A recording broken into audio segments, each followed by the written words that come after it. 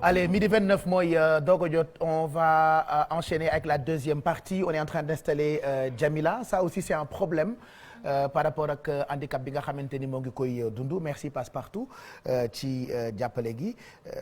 Jamila, bonjour, kontaan naa tey ci sa teewaay ci Midi Plus.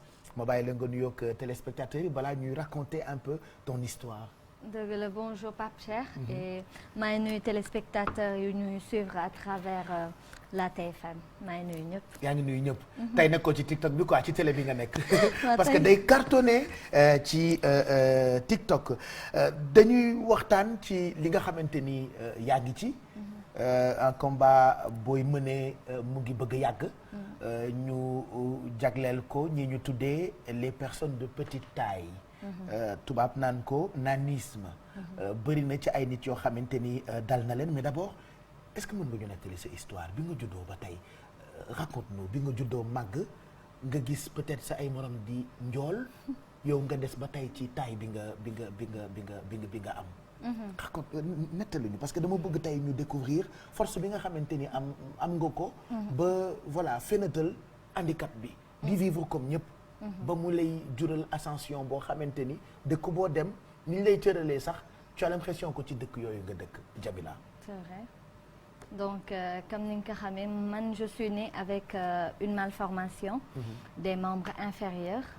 Donc xawoon na metti bu baax parce que bu muy juddu sama tànki malformation et sama yaay ak sama papa jàppale ma. Donc j'ai subi plein d'opérations. Ah bon? Oui. Depuis nga nekk xale. Depuis ma nekk xale j'ai subi beaucoup d'opérations.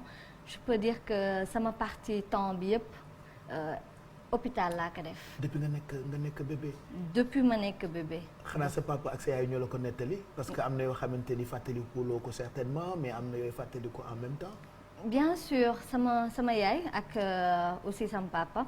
Mais par exemple après puisque au fil du temps dama doon nekk fële ci hôpital bi da ngay màggee ci hôpital bi. da ngay xam médecin yi da ngay xam ñëpp donc du coup presque à l'âge de 7 ans laa commencé dox. Et je marchais avec des béquilles.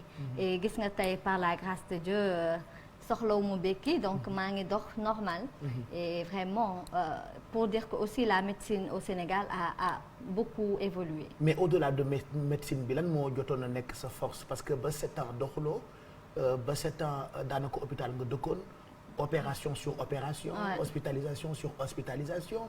Je sais pas quelle a été ta force ba nga dëgër ba nga teg béquille yi fële. di dox normalement parce que lii la dal nii c'est pas du lu évident pour nit dund ci nekk ci à l'aise vivre sa vie comme ni mu ko bëggee. Bon man ce que je dis tout le temps ma force c'est ma mère d'abord parce que c'est mon armure et vraiment c'est une femme brave et man peut-être sama force tey ce que je peux dire bu ma màggee laa commencé di relever le défi mais bu ma nekkee xale moom moo ma doon toppatoo. moom moo ma doon yóbbu école ak sama grand frère et donc lépp daal ñoom la. lépp ñoom la et bi nga nekkee xale ci koñ bi ci école bi metti woon na j'imagine. bu ma nekkoon xale ci koñ bi méttiwul parce que waa koñ bi j'ai pas de problème. miin nañ la. waaw miin nañ ma. et école tamit non j'avais pas de problème musuma am problème école. vraiment et j'ai fréquenté des écoles normales. te cursus normal bi quoi. kenn beru la yóbbu la ci non école spécialisée non. j'ai jamais été au centre Talibou Dabo j'ai été dans les écoles normales. et su ma paasewul ñemewu ma. donc chifaay bi donc ma mère moom dafa doon wax ne sama doom elle est née avec une malformation. mais loolu du tax ba ma bàyyi ko mu yaafus. loolu du tax ba ma marginaliser ko. day tax ba tey sama yaay daf ma doon gis feneen mën naa wax fu gën a jege sax fii foo xamante ne c'est plus et vraiment mayuñu ma dara à la maison. Donc on me considère même pas que je suis une personne en situation de handicap. Je fais tous les tâches ménagères damay togg damay fobeere damay def lépp. da ngay def yëpp. waaw mais naka nga ko dundee en tant que jigéen parce que am na âge boo xam ne boo ko amee di nga am ay transformation yoo xamante ni dafay am sa yaram. yaa ngi am ñaata at actuellement.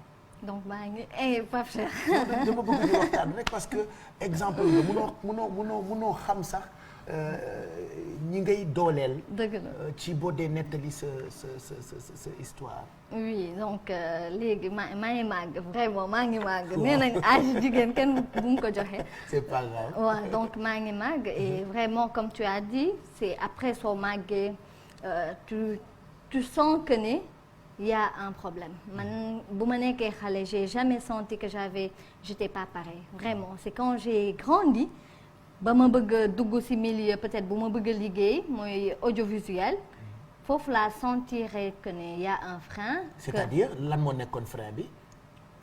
Je peux dire que man tey télévision yu bëri dem naa foofu noonu déposé naa mais sans retour sans succès et aussi maison de production yi parce que man j'ai voulu depuis toute petite dama bëggoon nekk journaliste mais après ma ne après da ngay gis les journalistes sur le terrain au fur et à mesure ngay seetaan journal nga ne xaar est-ce que duma dem toog plateau comme genre Pape Cheikh nga xamante ne tout est ok tu as ce connecteur rek ngay utiliser sans problème mais quand j'ai voulu ça c'était très difficile vraiment. lan moo gën a metti ci handicap bi lan moo ci gën a metti par exemple léegi nii pour nga toog il faut que ñu jàppale la pour nga toog je sais pas j'aimerais que tu nous racontes vraiment des détails yoo xamante ni pour qu'on puisse comprendre ta vie ça peut aider peut-être d'autres personnes qui nous regardent et qui ont peur d'évoluer. Donc peut-être le problème maximum je peux dire primordial c'est l'accessibilité. Donc gis nga nii instant yi maa ngi toog mais il faut que ma am ku ma jàppale la et yenn peut-être marche yi wala yenn dox yu bëri yi peut-être loolu ak peut-être xam nga tamit Pape Cheikh dama jongoma. waaw da nga jongoma gis naa loolu quoi. yenn marche yu ëpp yi. doo ko mën. waaw du question ne du ma ko mën sax peut-être damay xaw a sonn. damay gaaw a sonn. waaw damay gaaw a sonn mais après léegi loolu moo tax may bëgg di jël. di temp ndànk quoi waaw di def taille fine. waaw def comme taille fine quoi. waaw kay donc c'est ça et juste lu ma leen di wax mooy croire en soi. et de dire que man sama force mooy quand je viens par exemple ma ne la Pape Cheikh lii laa bëgg Pape Cheikh tëjal ma portam boobu nag au lieu que ma dem morfondre sur mon sort. damay wax Pape Cheikh daf ma sas bi mooy il faut que ma jug. il faut que ma jug. donc il y a un instant boo xamante ne daf may day yéeg day réveiller wu automatiquement pour dire que coûte que coûte je ne dirais pas coûte que coûte mais dinaa wax man dinaa def le maximum pour essayer d'atteindre samay objectif donc man du ma focus ci sama peut-être petite taille je me dire que loolu charme la ci man parce que ku ma gis daf may njëkk a xool sama taille peut-être lay xool mais man du ma xool parce que lii ak lii je me dis que peut-être que je suis une personne rare moo tax et c'est pour cela. C'est comme Nadjiba que j'embrasse très fort mannequin international fan yii yëpp toutes les télés du monde parlent de cette princesse regardez-la elle a organisé une soirée caritative mais Nadjiba elle dit que moom dafa nekk en édition illimitée en édition limitée maanaam ñu mel ni moom bëriwuñu donc yow tu te considères comme nit bu nekk en édition limitée. Bien sûr parce que tey Pape Cheikh quoi qu'on dise Jamila je peux dire que benn la ci Sénégal foo wax Jamila rek affaire bi mot bi caractérisé na boppam c'est la personne en fait donc et ça identité personnelle bi ngay am il faut que nga travailler ci donc c'est ça. Mais travail boobu noonu da nga ci liggéey ak psychologue c'est vrai que tu as parlé de tes parents qui t'ont beaucoup soutenu mais il y a un travail boo xamante ni travail personnel la maanaam yow yaa koy liggéeyal sa bopp je sais pas sa ay moroomu xale yu jigéen par exemple ngeen màggandoo nga gis ñoom ñu ngi njool ñoom ñu ngi am copain ñoom ñu ngi marié wu et tout ça est-ce que yow jot nga dund loolu màgg dund normal comme jeune fille am sa copain par exemple vous vous dites je t'aime vous allez au resto am par exemple copain école ñun jotoon nañu am ay gelu école faro école je sais pas tey ne woon naa la duma la may dara mais exemple nga bu exceptionnel donc détaille-nous tout ça jot nga ko dund. donc xam nga copain école moom je peux dire que man je suis sage. J'ai toujours été sage. À ma place. À ma place dama xawoon timide de tout donc j'avais que des copines en fait. ñoo xamante ne nag dañ ma couvrir dañ ma j'avais à l'école c'était comme une seconde famille en fait. Donc dama doon def lépp. Donc j'ai pas de problème peut-être bu ma màggee. mais aay bi daan na métti de. duñ ko sentir sax. duñ ko sentir parce que ñoom bu ñu defee nii ba sànni seen. waaw man tamit damaa mën lool. kaay ma jàppale lu ñu aay ma xool ndax mën nga aay. tey laay xam nag ndax Jamila am na fit wala amul fit on va aller là-bas toi et moi ma xool ndax yow li ngay wax c'est vérifié wala c'est pas vérifié ne woon naa la tey dama lay sonal par la force parce que j'ai très envie nga jox encore doole beaucoup de personnes qui regardent alors ban aay nga doon aay à l'école parce qu'on est mercredi. on est mercredi. waaw il faut xale la mercredi da ngay teel a wàcc. waaw c'est à 13h. waaw donc je ne sais pas fàtte naa. maa la gagné. maa la gagné. mais wax ma man turu aay yi laa. turu aay yi laa fàtte quoi man mii fàtte naa. xaw ma nan. ma ko xamoo aay. xaw ma déjà jàppale ma. aay. aay xool j'ai oublié vraiment. aay yow waa gagné nga. aay. man maa gagné. j'ai pas triché du tout. non tu as triché. allez on va retourner à la ci suñu place. accessibilité bi. c'est vrai que souvent. dañu koy waxtaanee. oui est-ce que am ngeen ay ndimbal yoo xamante ni mu ngi jóge par exemple ci kilifa yi pour di leen permettre ngeen di am accessibilité. ci bërëb yëpp. merci dëgg la de jongoma nga de. la ilaha illallah neexoo jàppale de Jamila yu tamit. Sénégal soo tuddee les 3 personnes les 3 dames yu gën a rafet man da su ma nekkul ci première place wala deuxième maa ngi ci troisième. dëgg la te da ngaa niróo ak Viviane. waaw gis nga mooy sama référence. Viviane mooy sa référence. waaw. ah là là elle est trop belle. et quand on regarde bu ñu gisee sa photo. du ñu xam ni par exemple da nga nekk une personne de petite taille. oui da ngay jouer itam ci loolu. non du ma si jouer. parce que lii nii c'était un shooting maquillage. donc benn femme Ness Ba moom moo ma ko defal. donc je lui fais un coucou. xam nga maquillage jarul peut-être. ngay njool tu vois parce que on a besoin seulement du visage. d'un beau visage. waaw et si loolu laa nekk et même côté mèche yeeg affaire yooyu noonu yëpp dem naa de Pape Cheikh. peut-être que je peux dire que c'était pas ñëwagul mais j'ai fait mon devoir. tey su ma tëddee dinaa wax ne Jamila elle a fait ce qu'elle devait faire. Peut-être qu'on lui a pas donné peut-être l'opportunité ou bien je ne dirais pas la chance, je peux dire l'opportunité de faire ce qu'elle veut. Mais elle a toqué au niveau des portes yi nga xamante ne. ci porte yi nga yaakaar ni war nga mun a dem.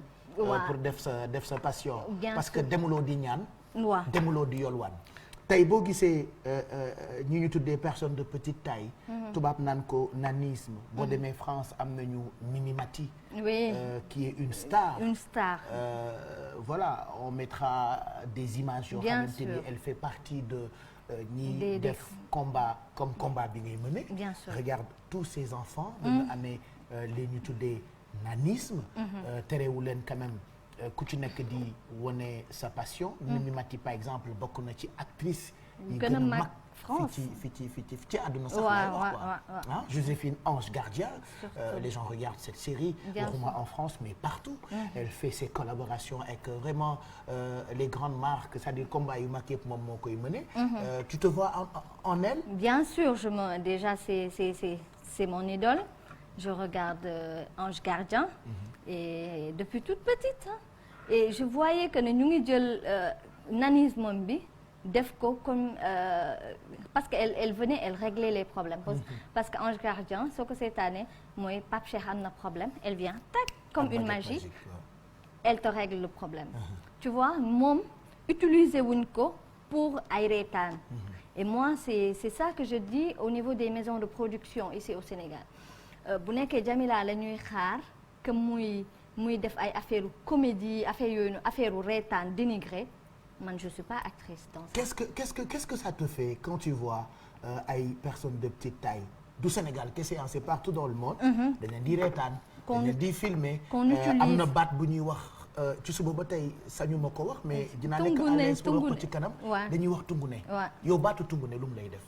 bon man tungune wala pygmée wala genre man tey soo ma waxoon tungune sax du ma la sax xool en fait parce que j'ai dépassé ça en fait. man damay wax ne kon est-ce que yow du sa xel bi moo tungune en fait. parce que une personne normale doo xool une personne nga di ko dénigrer. je pense que loolu sa instinct normal munu ko def. donc là man tey soo ñëwee di piétiner sama dignité du ma la faale je vais dire que c'est toi qui n'as rien compris en fait. man c'est comme ça que je vois les choses et j'ai pas vraiment dama nekk ci focus sur sama lancée bi nga xamante ne moom laa bëgg di être animatrice être actrice mannequin modèle photo man ci loolu laay gën a xool et soo ñëwee di ma reetaan wala damay wax c'est toi qui n'as rien compris donc et vraiment. Est-ce que tu as eu à vivre ça gis ay nit ñu traité la de tungune wala xool la rek di la kokkali wala di la reetaan est-ce que jot nga tu as vécu ça. Bon j'ai pas vécu ça comme ça xam nga Sénégal moom dañoo xaw a mën maslaa ba suñ lay dàq moom dañ koy def ak diplomatie. yow mu jongo ni ñu war laa dàq. waaw gis nga ma dem xam nga rek ma gis kii maison de production boo xamante ne bu mag au Sénégal.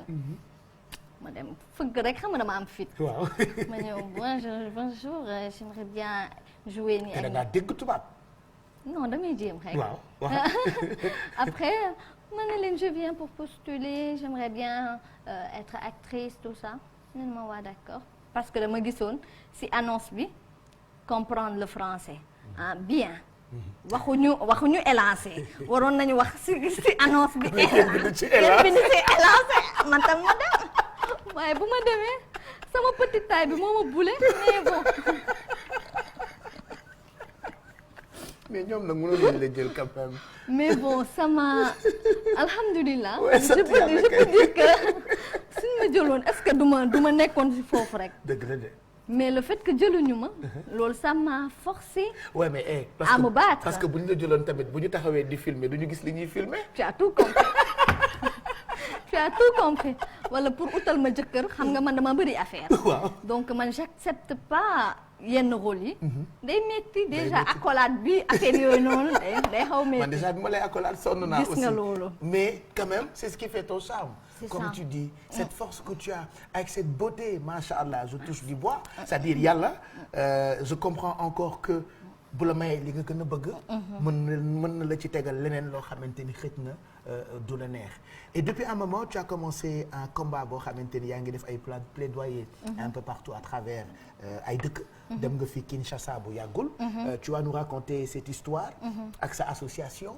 ak carrière bi nga xamante ni moom nga bëgg a mener. déjà on reçoit beaucoup de commentaires ci ay nit yu baax. yoo xamante ni bëgg nañ la soutenir. la maman à Nadjiba qui est prête à te soutenir. je vois Khady Naro Albamba elle est en Turquie elle fait de très belles choses moom elle est prête pour nga nekk égériom quoi. c'est-à-dire modèle yi nga xamante ni moom lay jaay fii Sénégal yow yaa nekk égérie bi c'est ce qu'elle vient de proposer. je vois Madame Diallo Amidien moom boutique am mu ngi nekk fii ci VDN bi Princesse Sophie la tudd. elle vend de très belles robes. yaayu Dadi ak Sophia elle dit moom itam pare na pour nga nekk égérie ci robe bi yeeg yëre jigéen yi nga xamante ni moom lay jaay comme quoi. bu amee ay nit yu la mën a yu la jàppalewul. il y a d'autres gens yoo xamante ni ils sont toujours sensibles ci yenn comportement ci yenn situation wu nit. waaw Pape Cheikh comme sànq lu ma la wax. loolu ça fait c'est pas juste pour dagg la affaire yooyu noonu. gis nga tey Sénégal je pense que man quand j'étais partie à Kinshasa. dama wax mais man lan laa doon benn instant ma ne man lan laa doon def Sénégal. lu tax man sax awma nationalité kii congolaise tu vois. donc parce que la façon dont nu ñu traité wee la façon dont nu ñu jàppale wee la façon.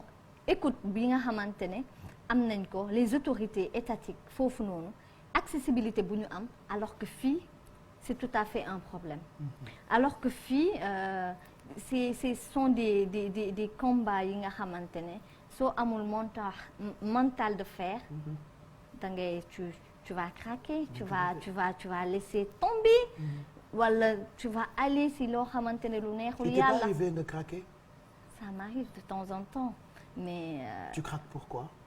Parce que des fois je dis man pourtant j'ai fait ce que je devais faire.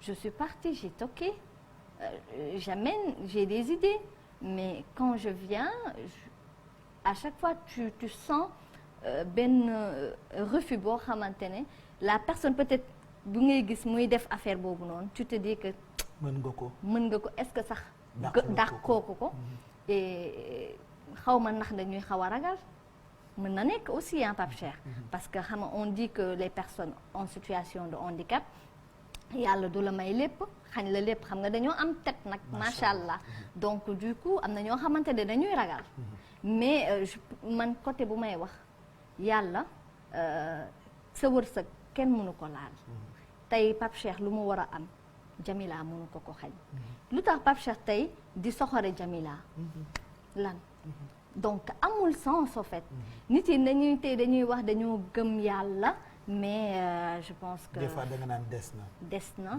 et aussi je peux dire que handicap mën nañu dab à tout moment da ngay jékki-jékki nga am AVC donc il y a une partie de ton corps bi nga xamante ne moom day bañ donc loolu est-ce que duñ la considérer comme une personne en situation de handicap bien sûr parce qu'il y a un manque bi nga xamante ne que tu n'avais pas que au moins du moins que tu n'as pas et je pense que nit yi war nañu gën a bàyyi xel soo gisee Europe gën a développé en Afrique et surtout ñoom dañuy jël les personnes en situation de handicap je ne dirais pas favoriser leen mais essayer de les mettre dans de très bonnes conditions. jox leen seen gëdd. Parce que quand une personne en situation de handicap vient pour chercher du travail dañuy wax elle a la volonté de quitter chez elle ñëw ba fii comme même si elle n'a pas le niveau ou bien même si elle a des problèmes on va la soutenir pour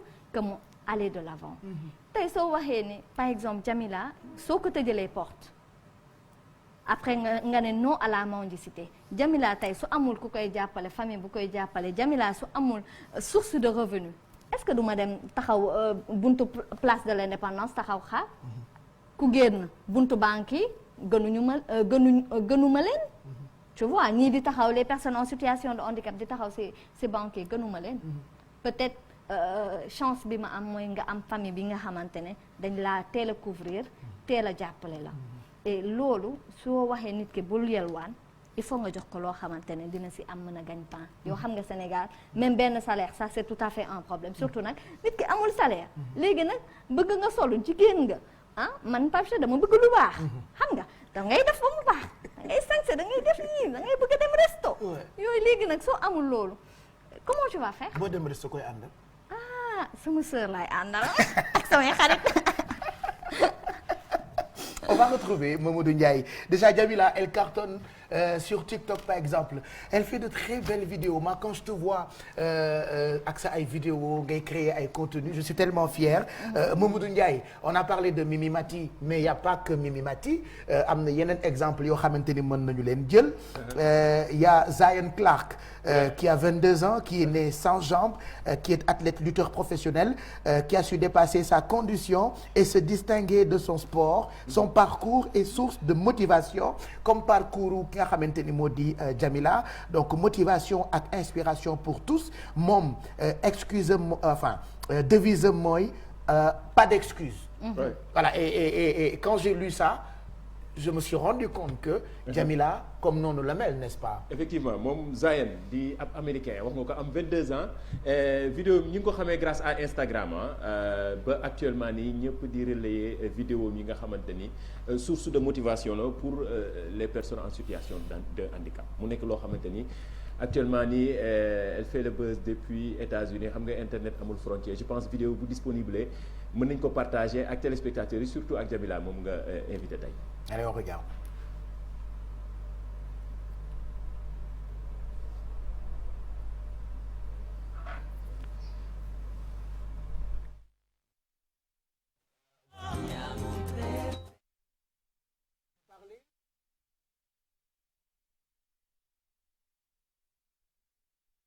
best guys in the world, and that's just how I see it. I had posted a video on my Instagram, and I was running real fast. Like, I did about 25 yards in only like 3-4 seconds. And they were just like, wow. And they were like, we think you could set a record. And I was like, sure, if you want me to try it. Guinness World Records is there.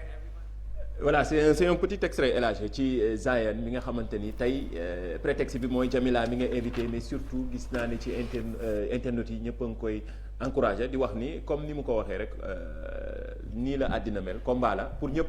amul complexe amul dara. Mais surtout image bi comme Zayen comme Jamila la vie elle est comme ça quoi. Ouais. Voilà, éternel combat pour tout le monde. Et li nit war a sant yàlla defe naa bëri na taaram bi ko yàlla jox mu jox ma Adja Diallo. jox ma Viviane. Elle est très belle. xam nga jox ma ñi gën a rafet macha allah je touche du bois ci àddina donc loolu mooy àddina. dinañu àggali waxtaan bi ak moom mais en attendant il y a pas que Jamila qui fait actuellement le buzz sur internet il y a aussi d'autres mbir yoo xamante ni on peut en parler.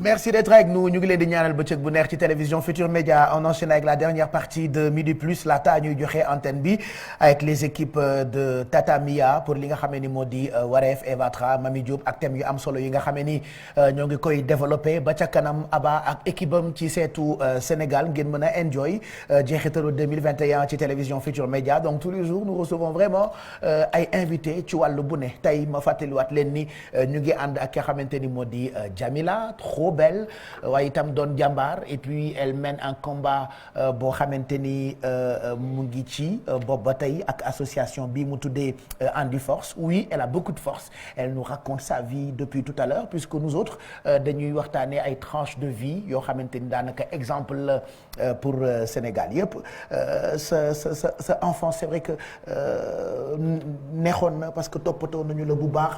waaye da ngay gën di màgg di remarquer itam ni ba léegi y a des difficultés yoo xamante ni buñ ci jógulee yow am nga mentaluk gérer mais am na ñeneen ñoo xamante ni amuñu mental pour supporter yenn yi mën na indi nit ki def naka sudul noonu mën na indi nit ki abandonné boppam.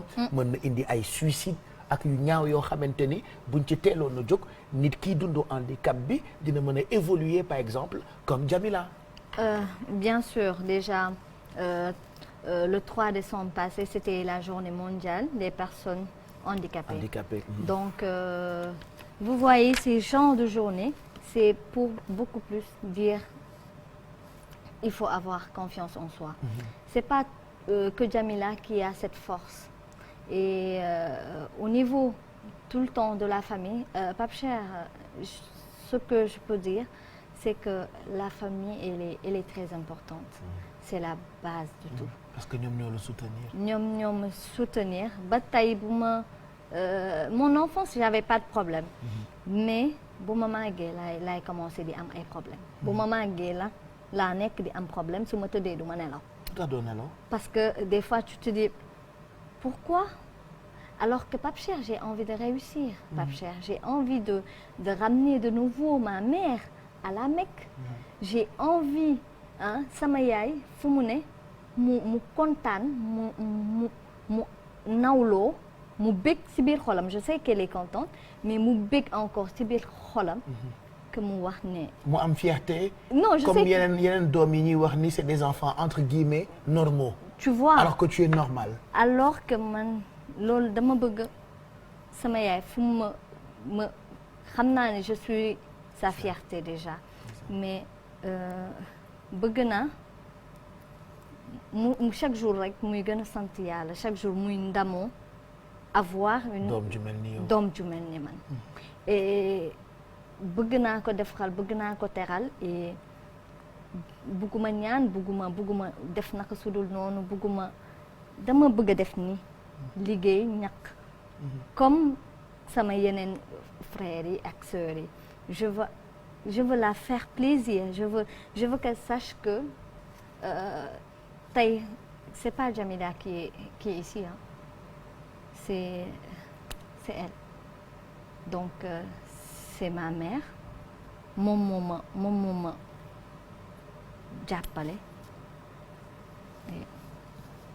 je veux pas nañ change de débat parce que je veux pas craquer et Jamila c'est une femme forte c'est pour cela que d'où on dit force mais je veux tey sama yaay là où elle est wala képp ki nga xamante ne amul sax doom étant doom boo xamante ne c'est une personne en situation de handicap mu bëgg ko am xam nga tey Pape Cheikh chaque mère a envie d'avoir un enfant boo xamante ne dañ koy wax Pape Cheikh parce que tey ku nekk Sénégal ñëpp bëgg nañ la jur tu vois ce que je veux dire et j'ai envie tey ku nekk fu mu ne wax ni bëgg naa am doom bu mel boo ni xamante ne Jamila. non doom pas comme Jamila doom boo xamante ne c'est une personne en situation de handicap mu bañ a nekk ci tabou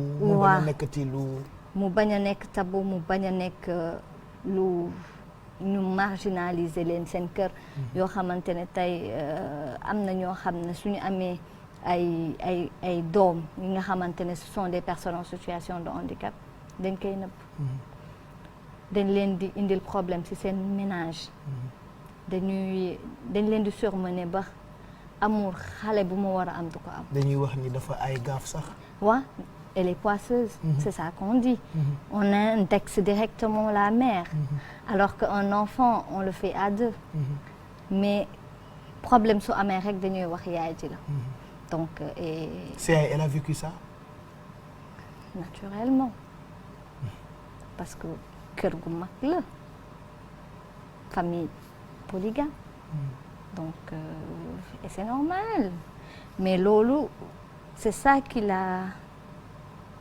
boosté hein moo tax ba mu ne sama doom dina dox kut ku kut chaque jour elle me dit ça suñuy toog di waxtaan daf may wax ne man bu ma gisee ne am nga handicap bi dama wax sama doom day dox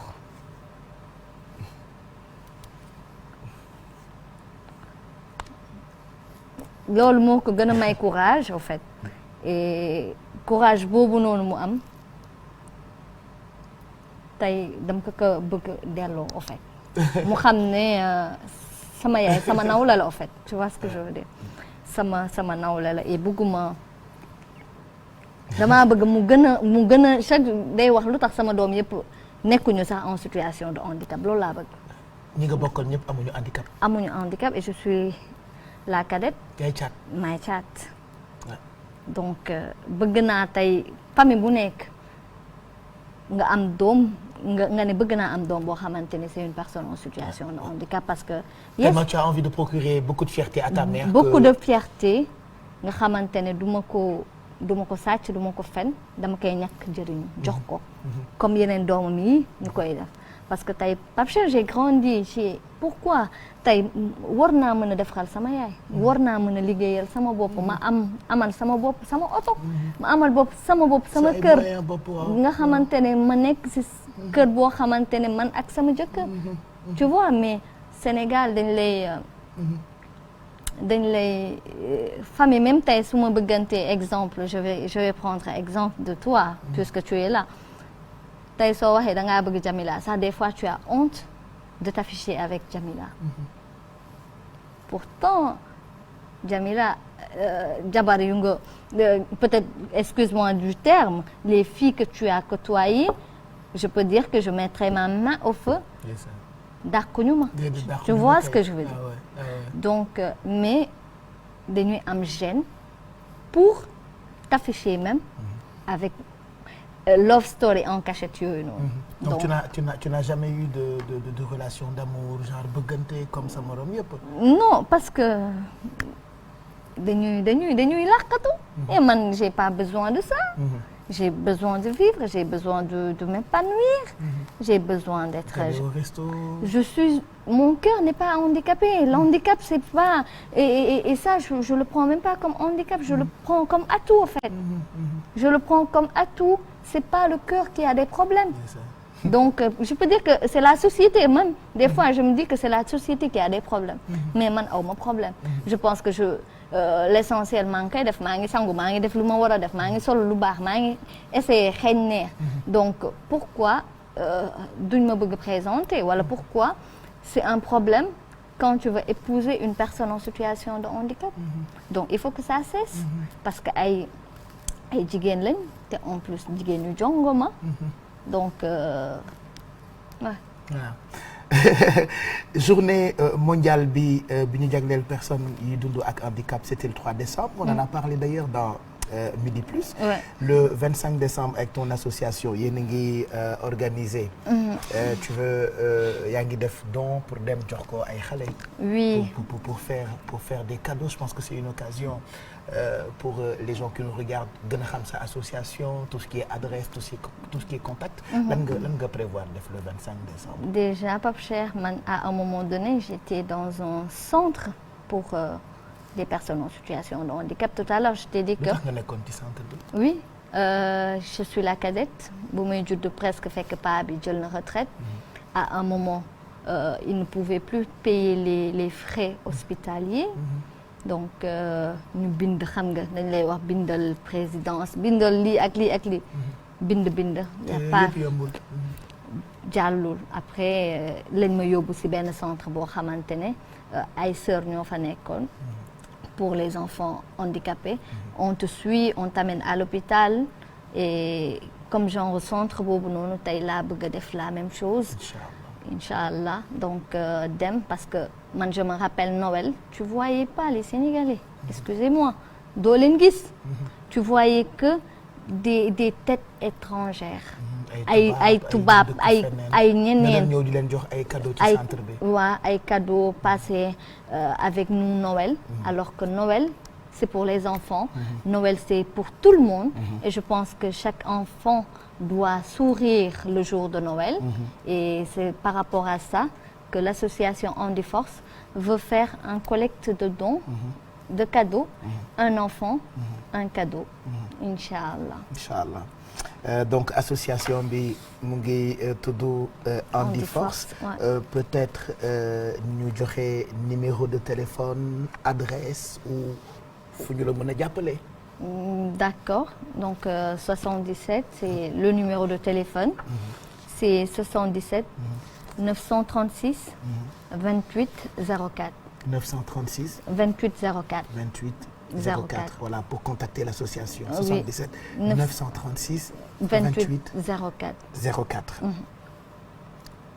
yaa ngi jonga ma ba yàqu nag bëgg a yàq sama émission bi nii je t'ai fait pleurer baal ma donc c'est duma ko nangu loolu moo tax du ma bëgg di dugg ci yenn yi non mais avec moi moom y a pas de souci on parle de tout ça et puis ça peut booster beaucoup de téléspectateurs merci en tout cas à tout le monde on va finir cette émission quel sera le message ban message ngay joxe à l'endroit de tous ces Sénégalais qui nous regardent donc tout d'abord aussi il faut que ma wax message mais je peux dire que intégrez-nous formez-nous donc quand on dit inclusion sociale il faut que même fii nii sax dinaa fi ñëw dinaa sonal PDG Inch'Allah je veux que les personnes en situation de handicap di nekk partout parce que tey xam nga tous les messages qu'on peut voir tant que nit ki gisu ko mënul xam et c'est au niveau des télés c'est au niveau de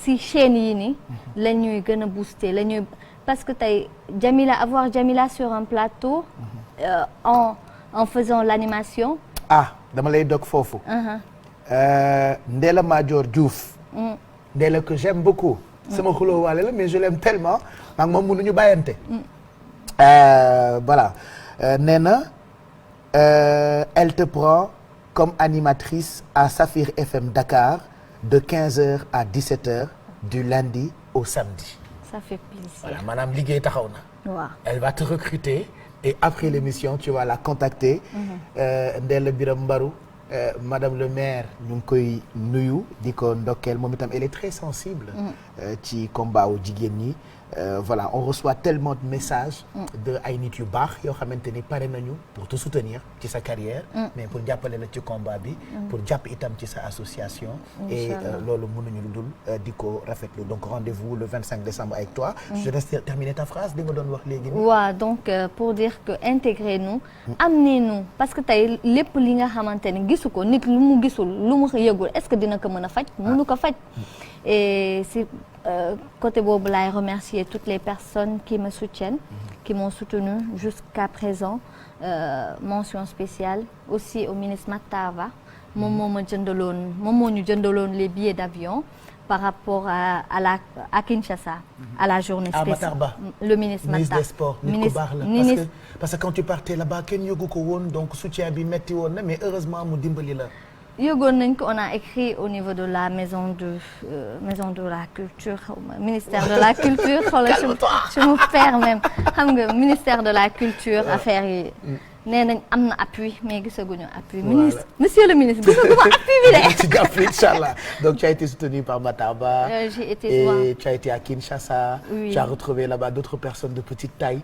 qui viennent d'autres pays d'Afrique et mention spéciale aussi au président Tshisekedi et aussi à toutes les personnes qui m'ont soutenu vraiment de près ou de loin et surtout à une dame vraiment forte Dija Karaw moom je suis l'ambassadrice de Dija Karaw donc parce qu'elle fait des produits capillaires et surtout je fais un coucou à Nice Ba moom tamit côté maquillage nee na ma Jamila il faut que tu participes à ma vidéo égérie donc tu vois alhamdulillah pour dire que les choses viennent petit à petit Machallah waaw voilà et ça viendra en tout cas je suis très content kontaan naa bëgguma sax jeexal waxtaan bi et waxal maa ngi jéggalu le président Youssou Ndour waaw vidéo clip pourtant man mun naa def kii vidéo clip maa ngi nii je suis jongoma léegi lenn laa lay promettre comme da nga bëgg Viviane je l'adore alors Viviane dafay génnee way bu bees te bu génnee way bu bees forcément clip dafa war a am donc le 23 décembre exclusivité bi di ngeen ko am et que woyu mbalax lay génne le 23 décembre woy boobu bu génnee clip bi moi je te promets que tu seras dedans voilà dinaa sonal équipe de production ak management bu Viviane comme ça le 23 décembre puisque day génne morceau mbalax bu bees ci biir nga nekk ci parce que ci sa chaîne ci sa TikTok ci sa compte TikTok tu ne reprends que des chansons de Viviane je l'adore Viviane donc depuis toute petite d'ailleurs même je me rappelle ñu woon nañ suñu école je veux pas faire de la pub mais centre Notre-Dame du Liban elle était venue là-bas avec monsieur Bouba Ndour donc loolu temps xale la woon voilà je te promets le 23 décembre elle sort way bu bees mbalax 100% tu seras dans le clip et puis Viviane qui sera le 26 décembre ci fi nga xamante ni moo di Vogue elle viendra nous voir elle aussi très prochainement ci Midi Plus bi ci télévision Futur Média oui vas-y chérie et aussi merci aussi au ministre Amadou Ba man les deux ba là sama papi daal ñu ngi may toppatoo vraiment ak tonton Abbas ñoom ñëpp maa leen di nuyu et merci encore à toi c'est pour normal toi tu es mon amour vraiment Thioro je vous adore équipe yu Midi Plus yëpp je vous adore voilà vraiment allez on va finir cette émission 14h25 on découvre kan mooy nekk invité suba inchallah voilà Wally Seck sera avec nous demain il prendra sa pause ci télévision Futur Média 11h45 dinañu waxtaan ci carrière am waxtaan ci projet yi mu nekk waxtaan ci spectacle yi muy préparé Wally Seck donc demain mooy nekk invité Midi Plus merci à toute l'équipe de production dirigée par Pape Samba Thiam j'ai pas pleuré du tout c'est des larmes de joie maa ngi bëgg bu yeboo ngeen xam ni àdduna li nit war a sante yàlla bëri na bu ñu xoolaatee xol yi xoolaat jëf yi dinañu mën a dund comme il faut Jamila exemple la defe naa pour Sénégal yëpp surtout pour jigéen ñi moi j'ai toujours eu envie de te poser cette question est-ce qu'il t'arrive pas di dund ay propositions yu indécentes ak ni nga rafetee nii yenn saa yi jigéen ñi dañu koy dund bu ñu dee wut dara t'as jamais vécu ça ah bien sûr des fois. Des fois dañ lay boule wala ñu bëgg laa def yenn yi. mais da ngay bañ quoi. Ah non parce que là je me voyais très bien. Ici et je me vois loin. Donc tey su ma dundoon loolu noonu tey je ne vais pas oser venir ici. waaw kon doo am parce que damay am gàcce. damay am gàcce effectivement. Donc j'ai laissé les choses venir naturellement. voilà. Et fighting rek. jeex na. Yes we can. yes we can. Voilà. Wallahi. Sois belle et fait. Wallahi we can. Allez on va se quitter Pape Samba si tu veux ak Youssou Ndour bi mënul ñàkk mooy suñu. nga fecc ko ah. est-ce que mën nga fecc sax. Tu veux que je t'aide à danser? Allez, Pape Samba, tu nous mets la chanson, on se quitte. Demain, je reviens à partir de 11h45. Wally Seck mooy nekk invité midi plus dinañu wax ci yu bëri yoo xamante ni mën na bégal ay fansam ak it sénégalais yi je t'aime beaucoup. Voilà. Aïcha tegal ñu suñu way bi ñu tatagal Jamila mi nga xamante ni moo nekkoon invité midi plus. Bon appétit. Et merci à Bouba Ndour mi produire Midi Plus. Corombar Ndiaye mi koy coordonné Pape Samba Thiam mi koy réalisé Jamila mi nekkoon invité bi ñu jeexal ak tatagal. Pape Cheikh mi nekkoon animateur bi voilà Pape Cheikh mi nekkoon animateur bi.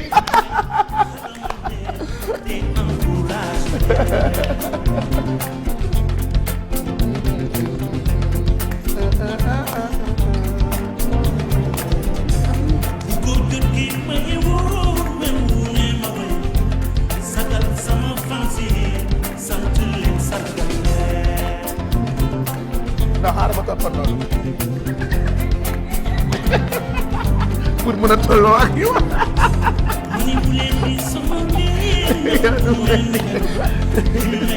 xalaat leen te encouragé leen. parce que su ma defoon ñu ngi tolloo ñun ñaar.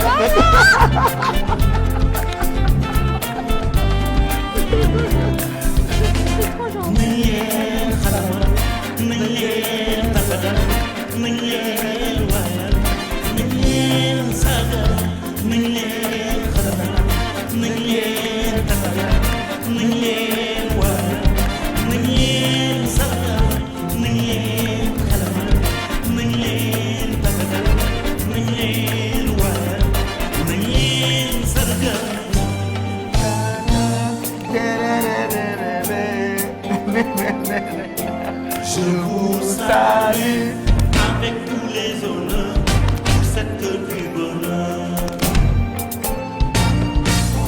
Allez, merci. Maintenant. Merci Pape Samba. Merci.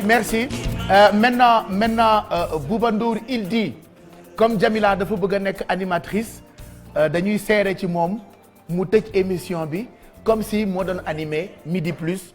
Et donner rendez-vous aux téléspectateurs demain 11h45 Wally Seck mooy nekk invité bi émission présentée par Pape Cheikh Diallo mais yow fait comme si yaa defoon émission bi ba di tàggatoo ak téléspectateurs yi moi je quitte le plateau je te laisse le soin nga arrière tuuti gën a jege écran bi et puis ñu décompter la pour voir talent wu animatrice bi nekk ci yow et après cela on verra ak Bouba Ndour. Allez. 5, 4, 3, 2, 1, Jamila. Oui, merci chers téléspectateurs. Merci de nous avoir suivis depuis 11h45. L'émission tire à sa fin avec Jamila et Pape Cheikh. Rendez-vous demain sur la même chaîne, sur la même heure avec Wally Seck, l'enfant chéri de la touffe. Donc, merci. À demain.